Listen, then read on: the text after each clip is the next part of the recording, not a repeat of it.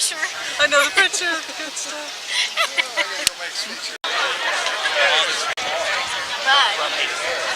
It's all, they don't give you anything, so they don't know if they pay the petition.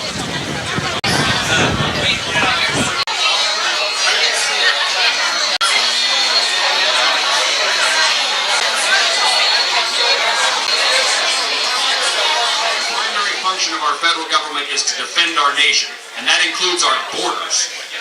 We need to change dramatically what we're doing on our borders, and we need to defend our country from foreign invasion.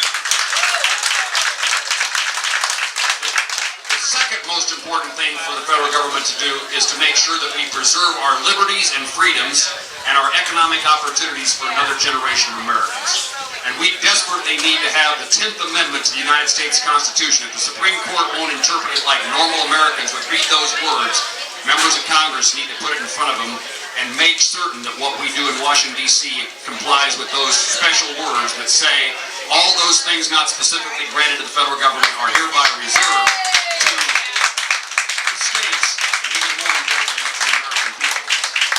We live in a great country. I'm optimistic because Americans now care. They're paying attention, and ultimately their elected officials will get the message. I thought they would have gotten it with the results of the Massachusetts election. Didn't happen enough, but I talked to so many people today who say, you know, I've always voted, I paid a little bit of attention, but this year I'm really engaging in the political process because they're worried and concerned about the future of their country. That gives us hope and optimism that we get this right. And God bless all of you for caring about this God-blessed country. Thank you all very much.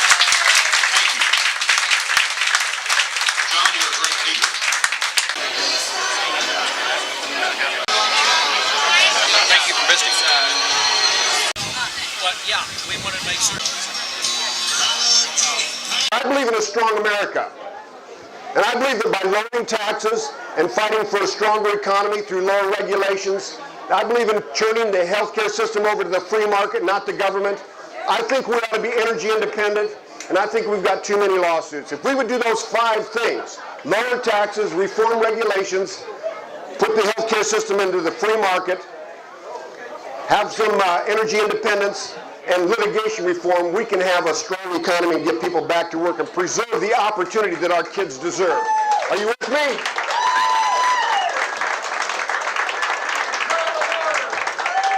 And control the borders. And control the borders, absolutely right. I just joined on a letter to tell the head of ICE, who's responsible for controlling our borders, if he's not going to do it, then resign. I think we ought to send our troops down to the borders if that's what it takes to control them. I have legislation that I've supported that builds a 2-strand fence along the entire southern border with unmanned aerial vehicles overhead, with infrared and video links so that we can control who comes and goes in this country. You know, a country is defined by its borders. And if we don't define our borders, we won't know who we are as Americans.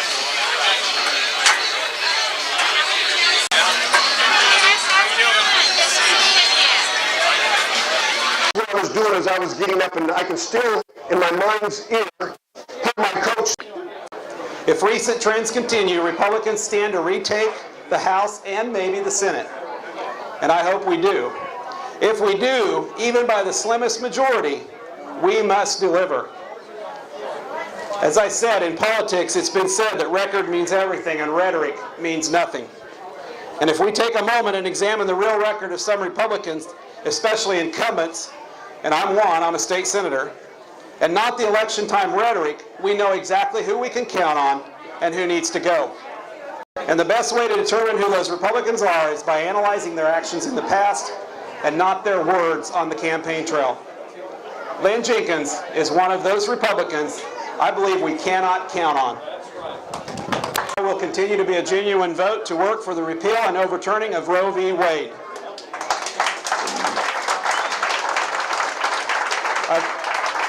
I've always been a supporter of the Second Amendment, and I received the nomination of the Millennium Honor Roll and Award from the NRA in 2000. I have an A+ rating with the NRA and the Sportsman's Alliance.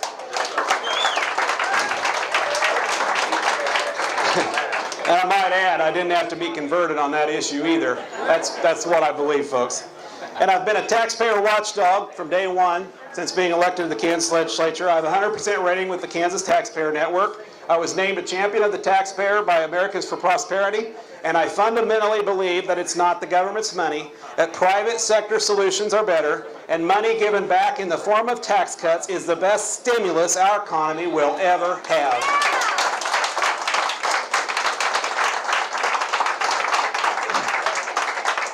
And once again, I didn't have to be converted on that. That's how my wife and I live. We're very frugal. We're farmers. I appreciate your vote. I appreciate your support. My wife and my girls have sign-up sheets. We need volunteers.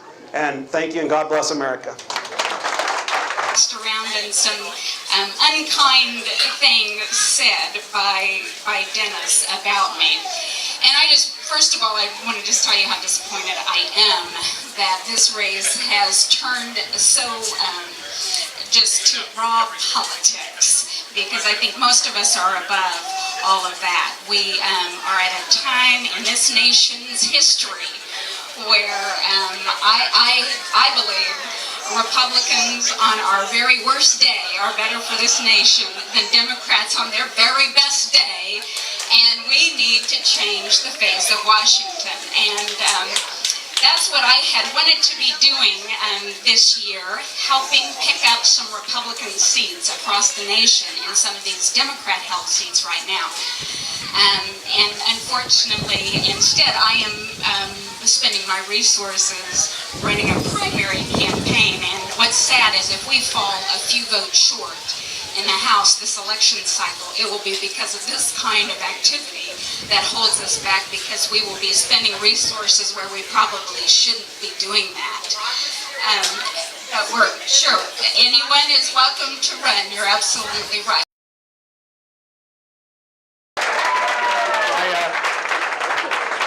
The other night, I don't know if you saw Brett Baer's show. He does the 5 o'clock show on Fox News. And Jim Angle did an interview, and then they had Barack Obama talking about the Arizona law, which he knows very little about. And then they were sort of interplaying Obama to me, Obama to me. And then last night they played part of it, and they were talking about how Presidente Felipe Calderón of Mexico was, criticizing Arizona in the well of the U.S. Congress. And then, of course, Barack Obama had been standing next to him criticizing Arizona. And I'm thinking to myself, what side is this president on? I mean, why isn't he standing with one of the 50 states of the Union, and why is he standing with Mexico criticizing an American state? I mean, I cannot even imagine that happening under a Republican president. It's hard to even conceive of a hypothetical of how that might possibly happen after the Arizona law passed, because interestingly, he wanted to make false claims of racial profiling. We drafted that law so that the law says expressly, you cannot consider a person's color, ethnicity, national origin when you enforce the law. But what did Barack Obama do? He didn't bother to read the law. Neither did his attorney general. He ran to the microphone and said, well, this law will encourage racial profiling. No, it won't, Mr. President. Read the law. But one of the things that I want to do as Secretary of State, as part of what I call the Kansas model, which we're going to take to all 50 states, one of the things I want to do is I want to make sure that we follow Arizona's lead in this respect. Arizona is the only state in the country right now that requires people to prove they are U.S. citizens when they register to vote.